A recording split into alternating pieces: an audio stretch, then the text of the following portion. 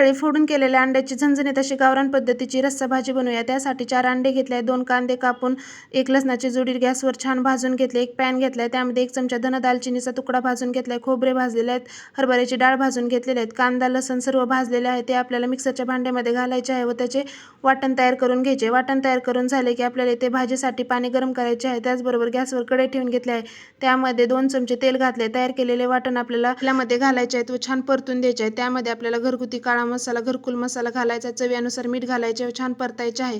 गरम केलेले पाणी कढईमध्ये घालायचे आहे। पाण्याला छान उकळी आली की गॅस कमी करायचा आहे। कमी गॅस केल्याच्या नंतर त्यामध्ये आपल्याला एक एक अंडा करून फोडून घालायचा आहे। तर ह्या पद्धतीने अंडे फोडून घातले की 10 मिनिट अंडे आपल्याला शिजून द्यायचे आहे। शिजल्याच्या नंतर बघू शकता अगदी झणझणीत गावरान पद्धतीची अंड्याची भाजी आपली बनवून तयार झाली आहे। खाली त्रिकोण दिलाय का तिथे क्लिक करा, संपूर्ण फोडून केलेल्या अंड्याच्या रस्सा भाजीचा व्हिडिओ केलाय, तिथे जाऊन संपूर्ण व्हिडिओ पहा। व्हिडिओ आवडल्यास लाईक करा आणि तुम्ही पण ह्या पद्धतीची अंड्याची रस्सा भाजी नक्की बनवा। चला आता पटकन सबस्क्राईब करून टाका।